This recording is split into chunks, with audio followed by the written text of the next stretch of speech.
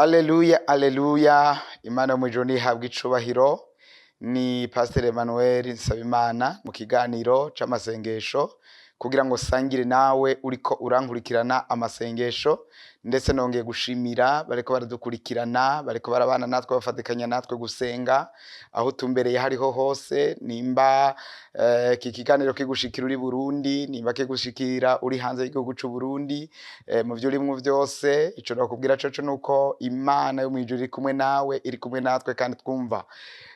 Amajambo ngomba yuko dusengera ko ni amajambo avuga kukuba mu bwiza bw'Imana. Kenshi abantu baravuga ngo ndakwipfurije kuba mu bwiza bw'Imana, canke akavuga ngo ndashaka kuba mu bwiza bw'Imana. Ivyo bisiguye iki? Mbega kuba mu bwiza bw'Imana birashoboka? Ego birashoboka.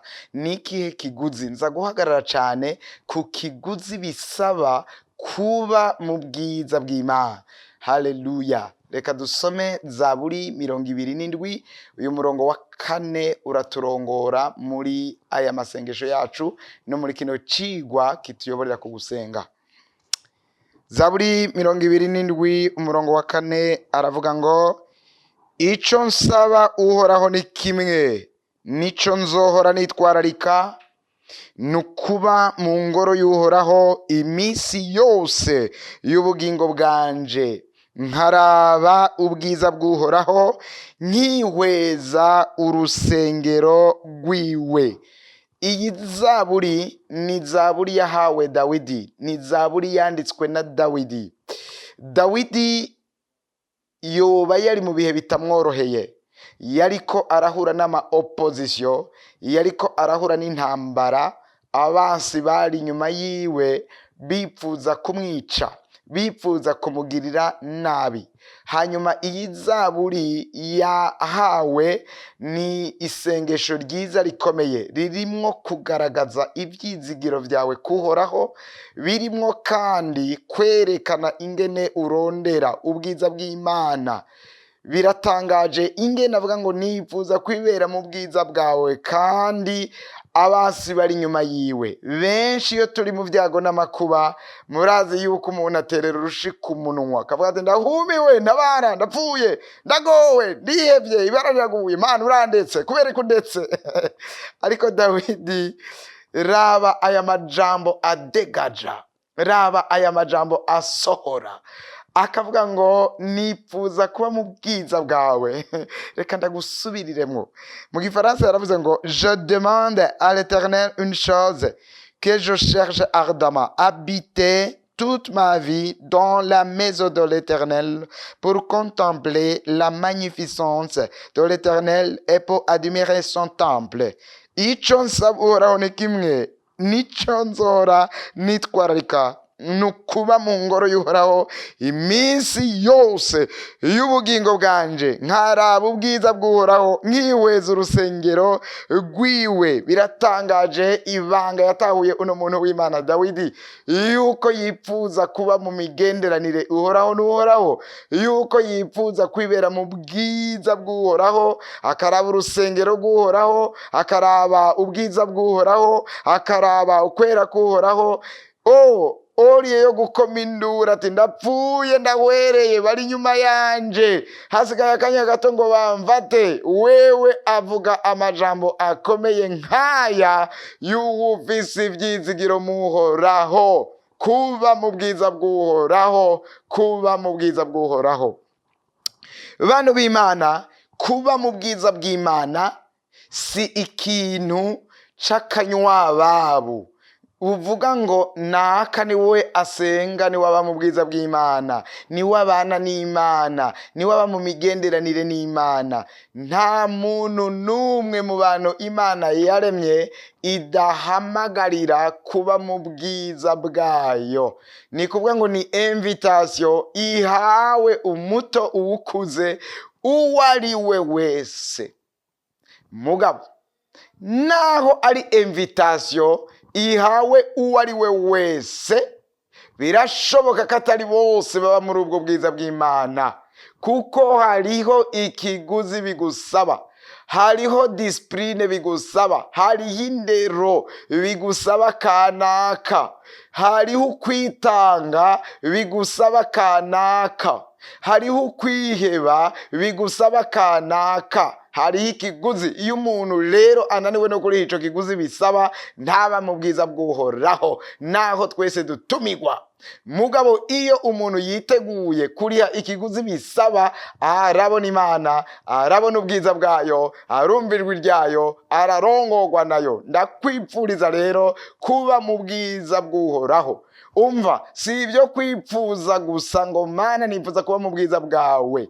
Iyo yarabigenye, iyo yarateguye inzira zose zo kugira ngo ube mu bwiza bwayo, irabyipfuza ko uba mu bwiza bwayo, irabishaka, iranakurindiriye. Ahubwo niwemere kuriha ikiguzi bisaba, hanyuma usabane nayo, ubane nayo, ube en communion constante, ube mu bwiza bwayo bubandanya, wimbike imizi mu migenderanire yawe n'uhoraho. Haleluya! Imana yacu nihabwe icubahiro. None ni kubera iki? Ni kibazo ngoma ndakubaza gikomeye. Ni kubera iki bikenewe ko tuba mu bwiza bw'Imana? Ni kubera iki bikenewe canke bisabwa kuba mu bwiza bw'Imana, kurondera kuba mu bwiza bw'Imana? Icambere, niho turonkera amahoro y'ukuri. Bantu b'Imana, abantu baguma barondera amahoro atandukanye, abantu baragira amanama, abantu baragira ibiganiro bitandukanye by'amahoro ngo boronka amahoro. Nibaronka amahoro, imiryango irakorana ngo reka twumvikane, dukoranye abacu, turabe ko hoba umwumvikano uzana amahoro. Ntihaba amahoro. Amahoro ava kuhoraho. Iyo turondeye mu nyonga z'Imana, iyo turondeye ubwiza bw'Imana, turaronka amahoro. Umviriza ico Esaya 26:3 havuga ngo uzozigama amahoro masa umuntu akwegamikako umutima wiwe kuko akwizigiye. Uzozigama amahoro masa umuntu akwegamikako umutima wiwe kuko akwizigiye. Uwo ninde? Nuwurondera mu nyonga z'Imana. Uwo ninde? Nuwusenga. Uwo ninde? Nuwufata umwanya wo kwiherera akarondera mu nyonga z'Imana. Haleluya! Ubwa kabiri, igituma duhamagarirwa kurondera mu nyonga z'Imana, niho turonkera kumva ijwi ryiwe riturongora kandi ridukomeza. Niho turonkera kumva ijwi ry'uhoraho riturongora mu nzira ibereye kandi ridukomeza mu mitima yacu. Usomye Zaburi ya 16 umurongo wa 11 haravuga ngo uzondangira inzira y'ubugingo, mu nyonga hawe niho hari akanyamuneza kuzuye, mu kuboko kwawe kw'iburyo hahora ibihimbaye ibihe bidashira. Ni kuvuga ngo uyu muntu yaramenye yuko uhoraho ari we azomurongora mu nzira ijana ku bugingo. Aho avuga ati mu nyonga yawe hari akanyamuneza kuzuye. Nagomba yuko umenya kino kintu, kurondera mu nyonga z'Imana bikuzanira kuyoborwa n'uhoraho, bikuzanira kumva ijwi ry'Imana. Ibyo bigatuma ugira amahoro, ibyo bigatuma utekanirwa, ibyo bigatuma ugira akanyamuneza. Haleluya! Ica gatatu, nuko mu nyonga nyene z'uhoraho niho umutima uhinduka, niho umutima w'umuntu uhindukwa, ubugingo bugahingurwa rwose kandi neza. Haleluya! Usomye ikete Paulo yandikisha ishengero ry'i Korinto 3:18 havuga ngo tweho twese ko tutitwikiriye mu maso tukerekana nk'icirore ubwiza bw'umwami, turahinduka tugashushanywa n'iyo shusho, tukava mu bwiza tukaja mu bundi nk'abahindurwa n'umwami ari we mwemu. Haleluya! Umwami araduhindura tukava mu bwiza tukaja mu bundi, hakaba transformation mu mutima, umuntu agahinduka uko yiyumvira, umuntu agahinduka uko abona ibintu, umuntu agahinduka uko akora n'ibintu, kuko yahinduwe mu mutima wiwe. Yahinduwe n'iki? No kuba mu bwiza bw'Imana. Yahinduwe n'iki? No kubona Imana. Yahinduwe n'iki? No kuba mu nyonga z'Imana. Yumvishwe ijwi ry'Imana ryamuhinduye. Mwemu yakoze igikorwa muri we kuko yegereye Imana. Haleluya. Ugakane, kubera iki twifuza kurondera mu nyonga z'Imana ngo tubone ubwiza bwayo? Niyo mpamvu y'ukubaho kwacu. Twaremewe kuba mu migenderanire myiza no mu bucuti no mu busabane n'Imana. Twaremewe kuba mu bwiza bwayo. Birakwiriye kuba mu bwiza bwayo, kuhanyoterwa, kuhashaka, kuhasengera, kaba inzara n'inyota bya buri munsi. Usomye Yohana 15:5, abantu b'Imana havuga gute? Havuga ngo ni jewe muzabibu, namwe muri amashami. Haleluya.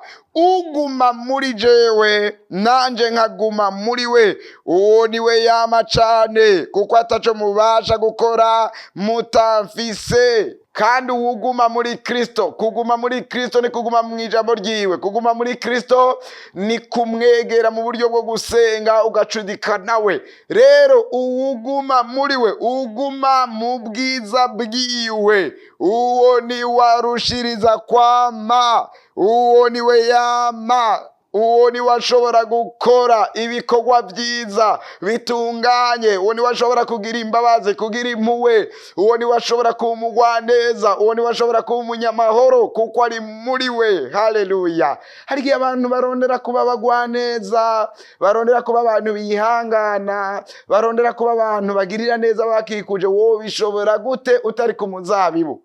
Wewe nk'ishami ukwiye kuguma muri we. Igihe cyose haza ibihe biduhungabanya bikadukura kuri we, bidutera kwama ibibi. Biratuma umuntu yihora, biratuma umuntu yiganyira, biratuma umuntu yidodomba, biratuma umuntu agira amafuti menshi cyane gose.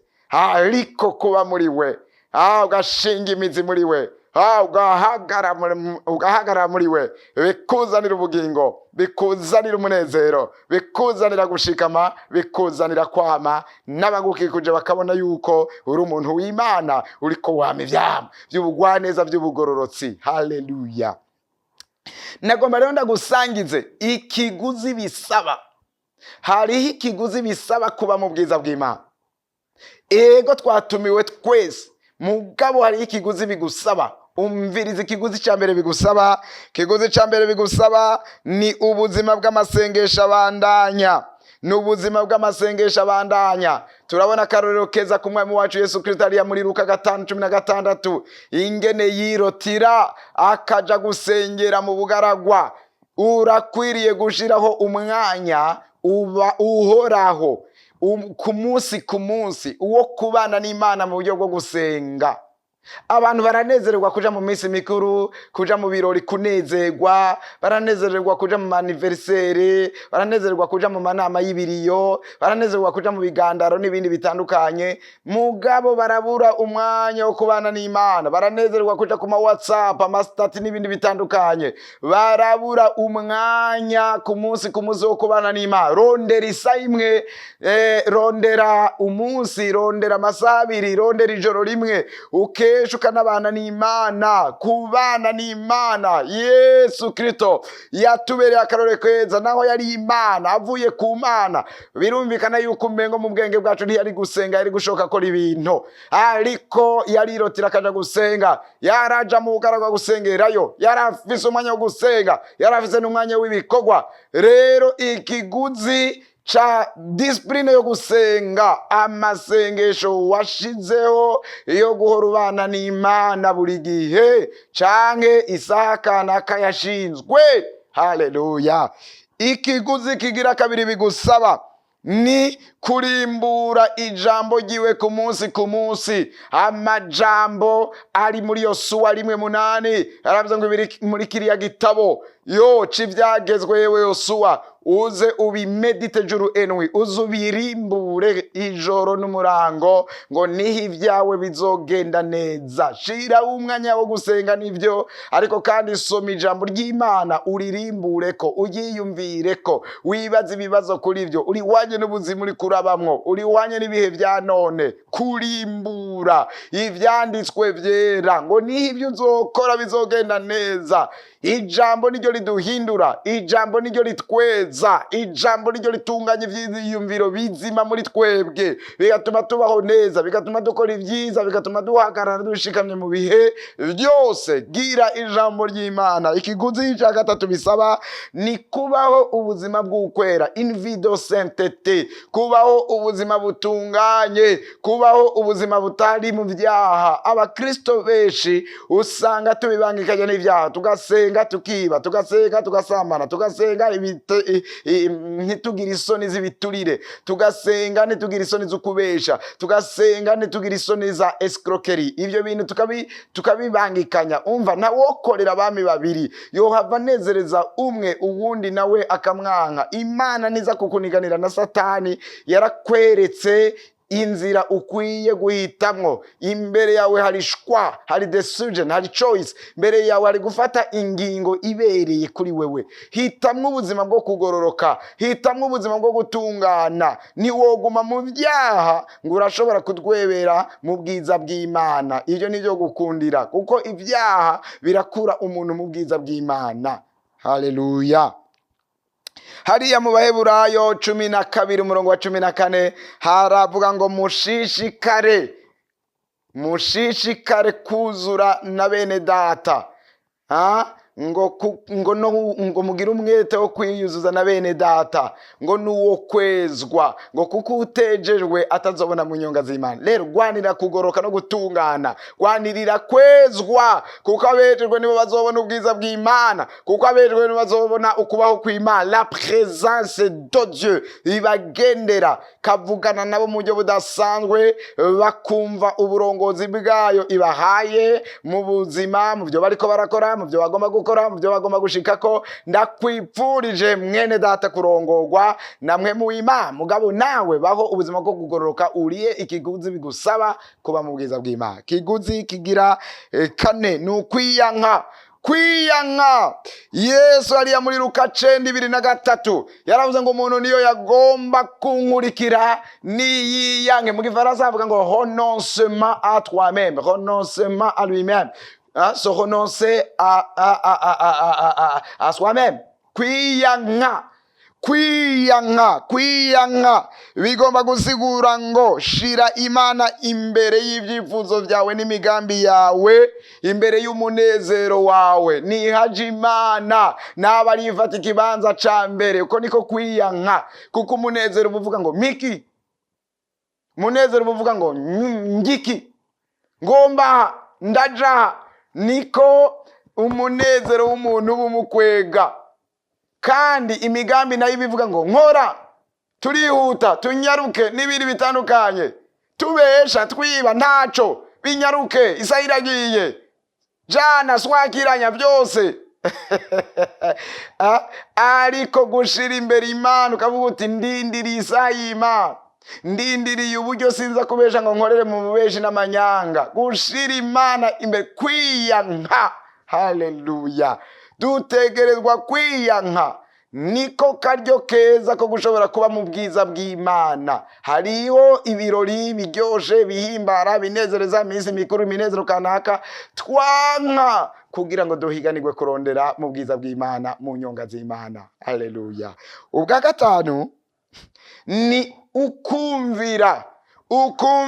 Yesu yaravuze muri Yohana 14:1 amajambo akomeye avuga ngo umuntu azigama ivyagezwe vyanje, umuntu afiza ivyagezwe vyanje kandi akabizigama, uwo niwe ankunda. Bivuga ngo Imana irigaragaza ku bantu bumvira ijwi ryayo, no mu bintu bisanzwe irabagendera bakayibona kuba mu bwiza bw'Imana.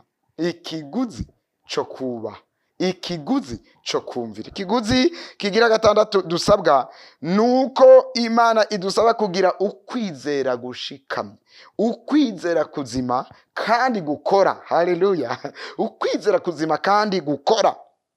Urakwiriye kugira ukwizera, urakwiriye kugira ukwizera kuzima. Hari abantu usanga bizeye ibintu bipfuye, hari abantu usanga bizeye amafuti atari ijambo ry'Imana, atari ukuri kwa. Gira ukwizera kuzima kandi uko kwizera kukuyobore.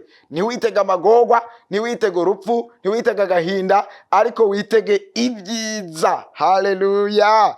Hariya mu Baheburayo 11:6 havuga ngo kandi utizera ntibishoboka yuko ahimbara Imana. Ngo uwizera akwiye kumenya ko iriho kandi iha impera abayirondera. Haleluya! Ni kuvuga ngo mwene data, Imana ugomba kwizera yuko iriho, ugomba kwizera yuko ikuzi, ugomba kwizera yuko ikubona kandi izi ibyawe byose. Kandi umuntu wese arondeye mu nyonga zayo, arondeye mu bwiza bwayo, arahabona, iramugendera, iravugana nawe, iramwihishurira. Haleluya, aleluya, aleluya, aleluya. None nibihe vyamwa ndagomba ndagusangize rero, hanyuma duce twinjira mu gusenga. Ivyamwa biva mu kuba mu bwiza bw'Imana, ivyamwa biva mu kubana n'Imana. Icamwa ca mbere kiri ngaha mu Bafilipi 4:7 havuga ngo maze amahoro y'Imana aruta uko yomenywa n'umuntu wese azoshibamira imitima yanyu n'ivyiyumviro vyanyu muri Kristo Yesu. Haleluya! Iyo umuntu yafashe ingingo yo kuba mu bwiza bw'Imana, iyo kuronera mu nyonga z'Imana, arabona Imana. Ngo amahoro yayandi sidatanga, yayandi amahera adatanga, yayandi ubuhungiro budatanga, ngo ayo mahoro azoca aza mu mutima wawe, ayo mahoro azoca aza ashibamira umutima wawe, ayo mahoro azoca aza gukomeze, ayo mahoro azoca aza muri wewe, wumva utekaniwe, uryame usinzire, utaguma wicuruke baguzwa. Amahoro y'Imana naze muri wewe, urondera kuba mu bwiza bw'Imana, unyotewe kuba mu bwiza bw'Imana, ufise inzara n'inyota byo kuba mu bwiza bw'Imana. Amahoro nayo nuyitege yuko acazanana nako kanya ko kuba mu bwiza bw'Imana. Haleluya! Icamwa ca kabiri ubwiza bw'Imana butanga ukurongorwa n'Imana, la direction divine. Hariya muri Zaburi 32:8 havuga ngo iki? Havuga ngo nzokwigisha nkwereke inzira ucamwo, nzokugira inama, ijisho ryanje rizokugumako. Ninde azokwigishwa? Nuwemeye kuba mu bwiza bw'Imana. Ninde azogirwa inama? Nuwemeye kuba mu bwiza bw'Imana. Nta handi hantu woronka inama y'Imana utemeye kurondera mu nyonga zayo ngo ubone ubwiza bwayo. Haleluya! Icamwa ca gatatu ubwiza bw'Imana butanga ni inkomezi zo guhagarara mu bigeragezo. Nta muntu n'umwe ataba akeneye inkomezi, mugabo twisanga vyadukubise hasi, twisanga kwihangana vyanse, twisanga guhagarara dushikamye vyanse, ariko ubwiza bw'Imana buraduha inkomezi zo mu mutima, buraduha inkomezi zo gushikama, buraduha inkomezi zo kwihanganira amarushwa kanaka. Haleluya, haleluya, haleluya! Hariya muri Yesaya 41:10 aravuga ngo nutinye kuko ndi kumwe nawe, ntukihebure kuko ndi Imana yawe, nzogukomeza, nzogutabara, mbere nzokuramira n'ukuboko kukugororoka kw'iburyo. Haleluya! Kukugororoka kwanje ni kuvuga ngo Imana irahumuriza uri mu bwiza bwayo, imubwira ngo nutinye, komera, nzogutabara, nzogukomeza. Ubwiza bw'Imana buraduha gukomera mu mageragezwa, mu ngorane, mu ntambara. Haleluya! Reka ndakubwire icamwa kigira kane cyo kuba mu bwiza bw'Imana, canke ubwiza bw'Imana butanga ni icamwa cyo kwama ingeso nziza, ivyamwa kanaka, ubuzima ugira ubuzima bw'ukwama. Ariya muri Yohana 15 umurongo wa 5 twasomye avuga ngo ni jewe muzabibu w'ukuri, namwe muri amashami. Uguma muri jewe nanje nkaguma muri we, uwo niwe yama cane, kuko ataco mubasha gukora mutamfise. Ubwiza bw'Imana buduha kwama ivyamwa. Ubwiza bw'Imana buduha kubaho ubuzima bw'ukwama. Ndifuza yuko isi mbonako ivyamwa vy'umwami, ndifuza yuko umuryango mbonako ivyamwa vy'umwami. Nawe ndabikwipfurije, reka tuvyifuze kandi tubishake, kugira ngo tube mw'isi twama ivyamwa, twamira Kristo, isi menye Kristo kubera uri kurama ivyamwa vyiza. Haleluya, haleluya. Icamwa ca nyuma ni icamwa cyo guhinduka ibwina muri wewe. Urahinduka, ico twita la transformation interne cyangwa la transformation intérieure. Urahinduka indani muri wewe. Haleluya. Hariya Abikorino ba kabiri kete ya kabiri Paulo yandikisha ngo Gikorino 5:15 haravuga ngo nuko rero umuntu wese iyo ari muri Kristo aba ari caremwe gisha, ibya kera biba bihise, byose biba bicitse bishasha. Umviriza muntu w'Imana, ubwiza bw'Imana buraduha guhinduka, ubwiza bw'Imana buraduha gucika ibyaremwe bisha. Abantu bari bafite uko bakuzi, abantu bari bafite uko bakubona, ariko ubwiza bw'Imana buraguhindura. Ubwiza bw'Imana buraguhindura mushasha, byakwagiriza bigahera, byagutsindisha bigahera, ukaba amahoro. Haleluya, haleluya, haleluya. Ndakwipfurije wewe unkurikiranye kuba mu bwiza bw'Imana. Ndagomba rero ngo twinjire mu mwanya wo gusenga Imana, aho ndaguhamagarira kwisengera uvuga ngo Mana, ndafise icifuzo nk'ico Dawidi yarafise, ni guhora mu bwiza bwawe. Ndagomba kuba mu nyonga zawe, ndagomba kumva ijwi ryawe, ndagomba kumva unyobora, ndagomba kumva undongora. Haleluya, haleluya, haleluya, haleluya. Muririmbyi yararirimbye avuga ngo unyobore nami shimizina ryawe. Haleluya. Imana iragomba yuko ikuyobora, iragomba yuko igutumbereza mu nzira yo gutungana. Haleluya. Ubwiza bwayo ibyo burabikora. Rondera mu nyonga zawe, rondera ubwiza bw'Imana. Reka kwidodomba, reka guhagarika umutima, reka kuzura umujinya, kwiyanga no kwanka abantu, ahubwo rondera umunyonga zima, ubona ubwiza bwawe. Ivuze nka Dawidi, reka kugira ubwoba ngo uhamuke, uhunge womoke.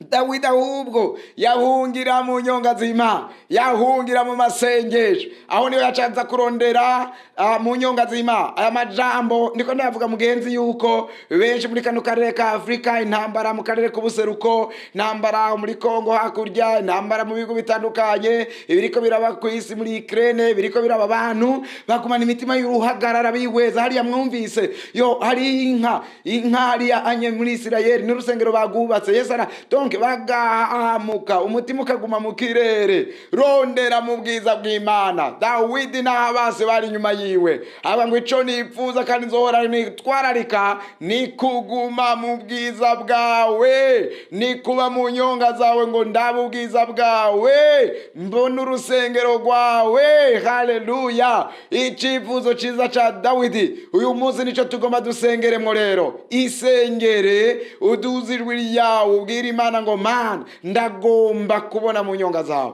ndagomba kwibera mu bwiza bwawe, ndagomba rengana ivyo urimwo, rengana ivyo uriko uracamwo, rengana ibitagira inyishu, rengana ibikubabaje, rengana ibikurengeye, rengana ibikurushije inkomezi. Uvuge ngo ndashaka Imana, ndashaka ubwiza bw'Imana buntwikire, ndashaka kubona ubwiza bw'Imana. Karibu dusenga Imana. Mana ukomeye, Mana uhoraho, turi kumwe n'abantu bariko barankurikirana, muri no televiziyo, mwami Imana yo mwijuru, muntu wese ariko yumva ijwi ryanje, mwami Imana ndasenze mugendere, ngendera, turagomba kubona mu bwiza bwawe, abarundi turagomba kubona mu bwiza bwawe, turagomba ko budutwikira mu izina rya Yesu. Abantu batwikiriye n'amaganya, agahinda n'imibabaro, turagomba gutwikirwa n'ubwiza bwawe Mana Data, nkuko Dawidi yipfuza guhora mu nyonga zawe. Ndasenze mwami ngo shira mu mutima ico cipfuzo cyo guhora mu bwiza bwawe. Haleluya! Mu bwiza bwawe ariho twibera,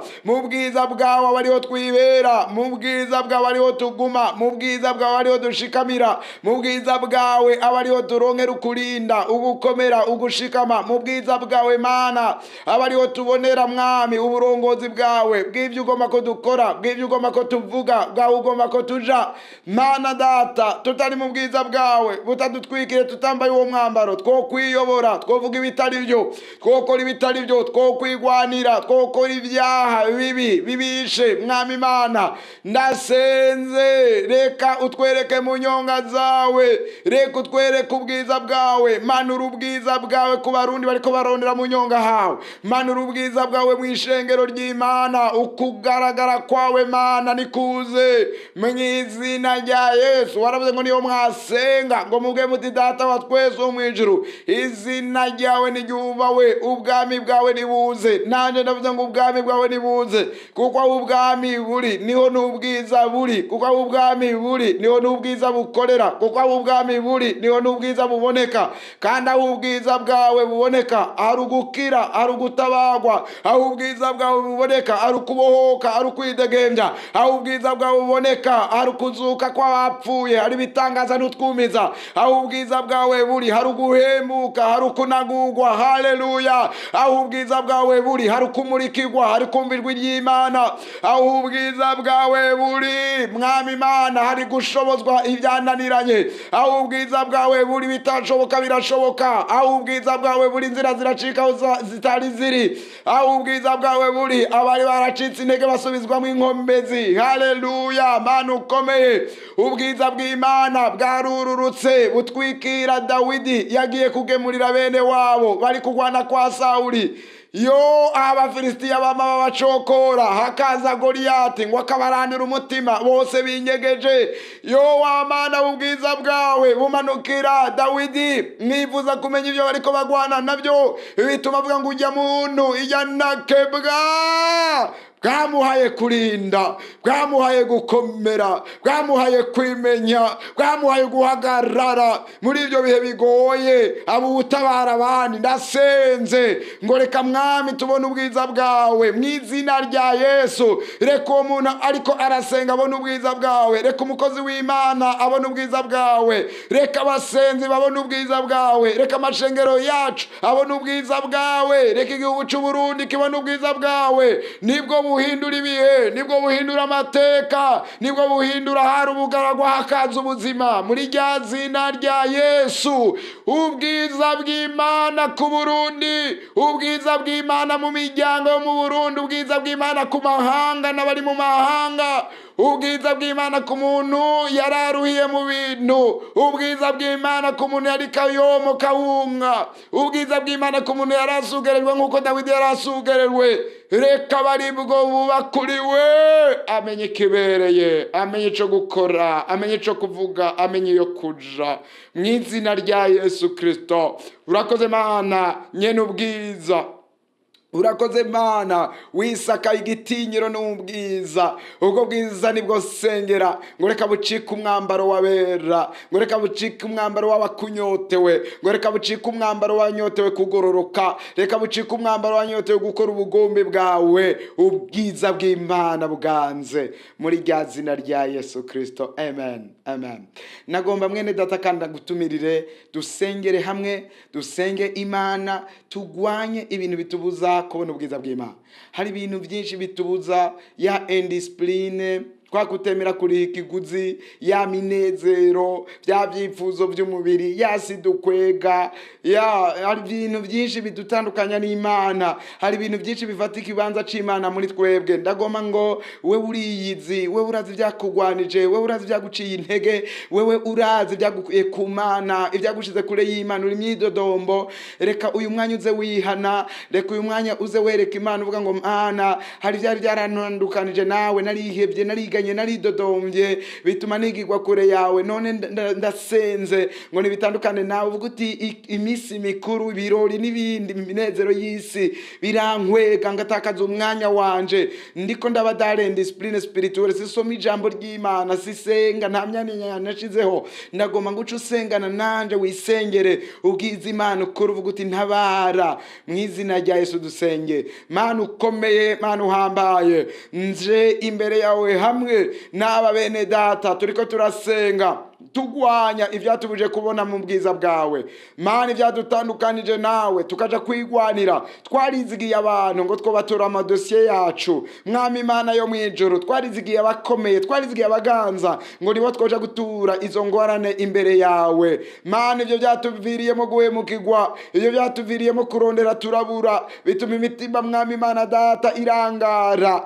Mana, twarigwaniriye, tugomba kunezereza imibiri yacu, misi mikuru ni myinshi, ibirori ni byinshi muri twebwe, ariko nta kanya ko kubana nawe, ariko nta kanya k'ijambo ryawe. Mana Data, raba ivyatubujije mu bwiza bwawe kuhagera. Mana, nibitsindwe muri rya zina rya Yesu, ngo sombi nizitsindwe, ivyaha vyizingiriye ku muntu nibitsindwe, habe guharirwa, habe gutungana gose mu izina rya Yesu. Amajwi yagiriza mabi, umuntu akagira ivyiyumviro bipfuye, ayo natsindwe muri rya zina rya Yesu. Amajwi aca intege, amajwi yagiriza natsindwe mu izina rya Yesu. Mana, hari vyaduciye intege kubera twarindiriye tukabura. Mwami Imana Data, twararindiriye byo dusengera amasezerano ntivyaba. Mana, mu gihe twabishakira, none tuje imbere yawe tugusavye imbabazi, tunganya imitima yacu, uyivure impasiyaso, uyivure kutihangana muri rya zina rya Yesu. Turagoma kuba bihangana. Mana, turisengeye ibintu vyatubujije kubona ubwiza bwawe, bitwubarayeko, imigozi tuboshe, iminyorori tuboshe,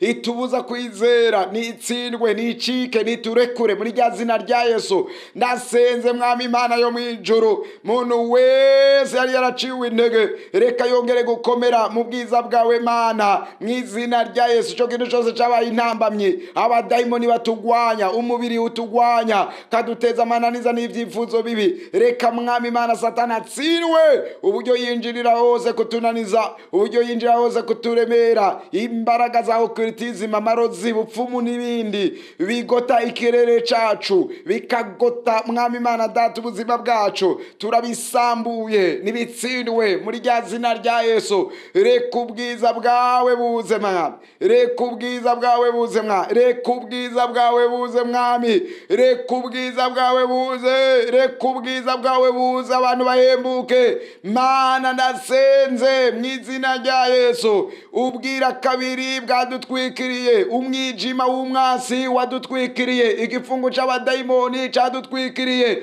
nibisambuke muri rya zina rya Yesu Kristo. Zina kintu cyose cyabaye intambamye, zina kintu cyose cyari cyatangiriye, reka gitsirwe kiyave. Ubwiza bw'Imana reka bumanuke, reka butwikire, reka bugendagende. Mwami, tukubone, Mwami, tukwihweze muri rya zina rya Yesu, muri rya zina rya Yesu, muri rya zina rya Yesu. Twumvirwe iby'ubuhanuzi, tugira amasabona kure muri rya zina rya Yesu. Duhabwe kumenya, kurobanura iby'impwemu no gutahura kubera ubwiza bwawe muri rya zina rya Yesu. Duhabwe amahoro ahoraho mu mitima muri rya zina rya Yesu Kristo. Ibintu bihinduke, amateka ahinduke muri rya zina rya Yesu. Ubwiza bw'Imana, ubwiza bw'Imana mu mutima wanje, ubwiza bw'Imana mu muryango wanje, ubwiza bw'Imana mu ishengero, ubwiza bw'Imana mu gihugu cy'u Burundi, ubwiza bw'Imana butwikire hejuru y'abaganza,